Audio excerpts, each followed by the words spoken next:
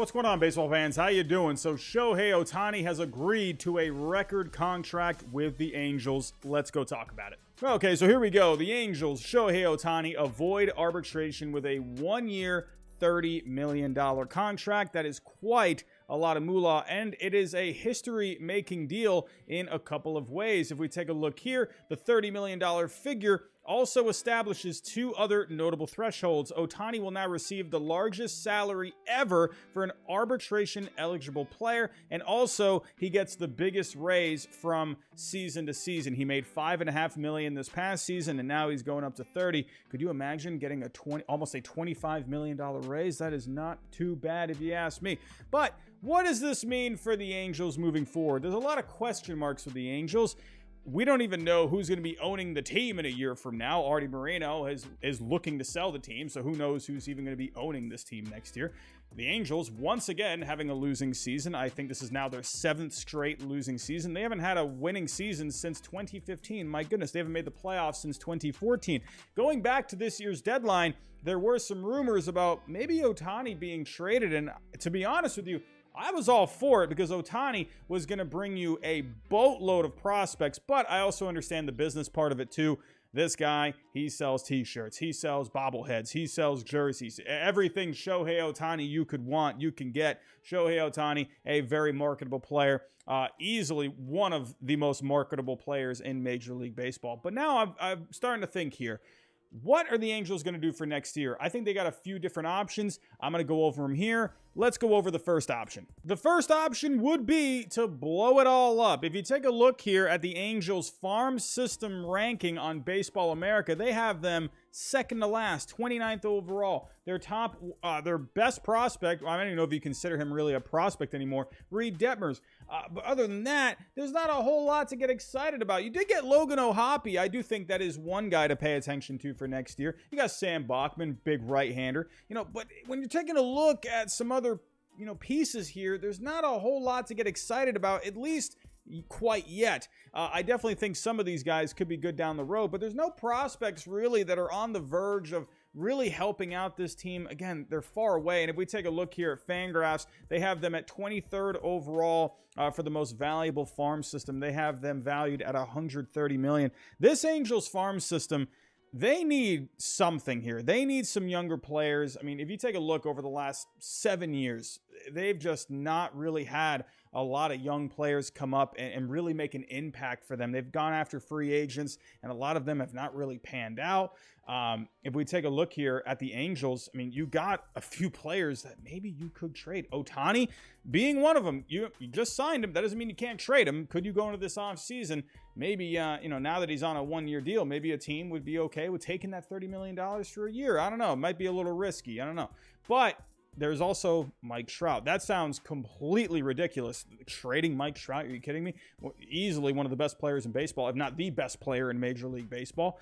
But Mike Trout on a very big contract, making around $37.1 million per year, all the way until 2028. If I go to Baseball Trade Values, the best baseball trade simulator out there, if we take a look, Mike Trout right now, his trade value is 22.4. Now you might be thinking, that sounds a little low. It's Mike Trout. Well, you got to think here. All the money that he's earning, he's not getting any younger. Sure, he's still putting up good numbers, but when you factor in the salary, and he's also been getting hurt a little bit more in the last couple of years, and when you factor in his projections, sure, I still think he is still going to be really good over the next 3 to 5 years, but what happens at the end of that deal? What happens in 2026, 27, 28 when he's getting close to 40?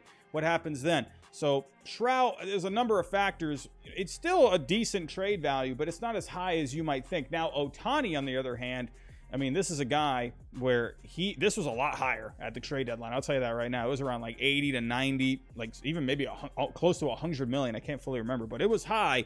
He will definitely bring you in a decent amount of prospects. Now, the question is, would a team want to take someone like Mike Trout? Would a team want to take the risk of Ohtani just for a year. Maybe they think they can get him signed to an extension. Maybe Ohtani would want to go test out the free agent market. I don't know. But when you take a look at some other players, I don't think anyone's going to want Anthony Rendon in that contract.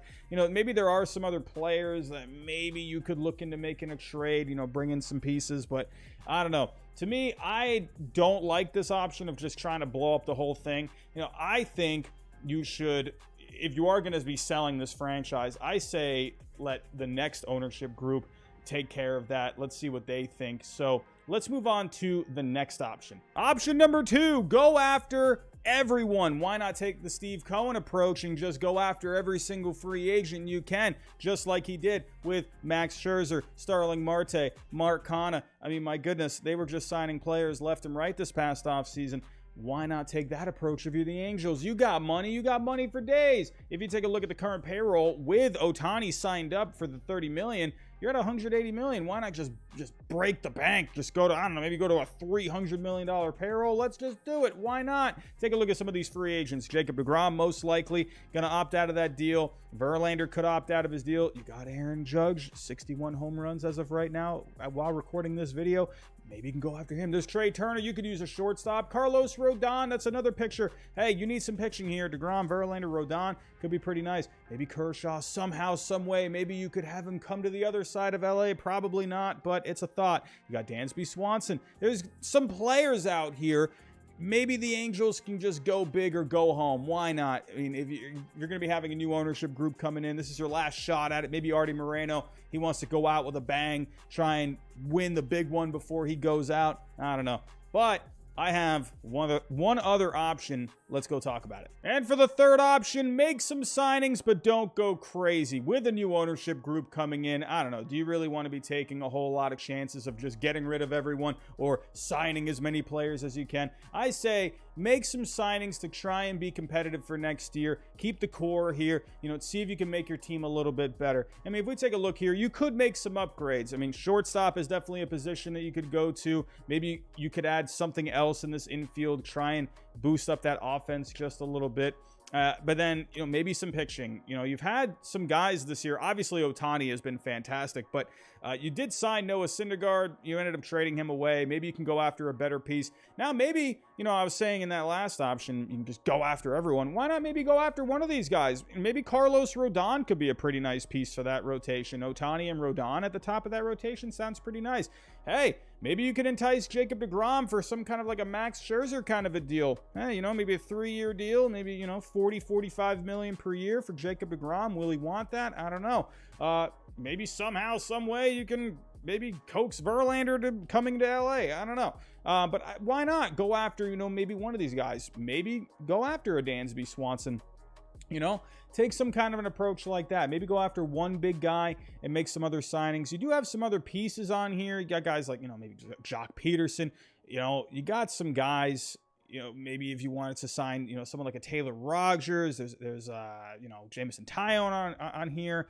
I don't know. There are some other pieces in this free agent market that you could maybe look to boost up your team. And there definitely are some ways the Angels can really boost this team. And when we take a look here at the numbers when it comes to their rankings this year, that offense, there's still obviously some great pieces in that offense. If we take a look here with the Angels, where did they rank? 22nd overall. I mean, so obviously you got Ohtani, you got Trout. Taylor Ward had a breakout year this year. They definitely could use another bat or two. I think they need to extend that lineup a little bit more. If we take a look at the starting pitching with the LA Angels, that starting pitching was looking really good at one point. But if we take a look at their current ranking, LA, 7th overall, maybe, if you can add one bigger free agent, like a DeGrom or a Rodon, you do have some depth in that rotation. There are some pretty nice pieces here. Maybe we take a look, you got, young guys like Reed Detmers, a Jose Suarez. You did add a Tucker Davidson. I thought that was pretty good. Don't forget about Patrick Sandoval. You got some pieces here, but if you really wanted to try and make yourself a more competitive team, maybe a bigger signing like a DeGrom or a Carlos Rodon could be pretty nice. And if we're taking a look here at the bullpen for the LA Angels, 24th overall, a 3.97 ERA isn't too bad, but the projected number, the FIP, a 4.33, not too bad, but it could be better. You're not getting a lot of strikeouts in this bullpen, around 8.5 per 9. I always like it. If you're at least like 9.5, maybe closer to 10, I think that's a pretty good spot, for a bullpen. Not too high with the walks, not really a lot of home runs given up. I just would like to see an improvement with the strikeouts. But the Angels definitely can make some improvements, obviously. I mean, they haven't made the postseason now since 2014. But I definitely think maybe go after, maybe another bat or two, maybe a good pitcher like a Carlos Rodon, maybe a couple of pieces for the bullpen, not necessarily break the bank, but, see if you can find a way to improve this team without going completely Steve Cohen crazy. So those are my thoughts. Tell me what you think down below of the 1 year, $30 million deal for Shohei Ohtani. Which direction would you like for the Angels to go in this offseason? But that's all I have for right now. Thanks for watching, and I'll talk to you next time.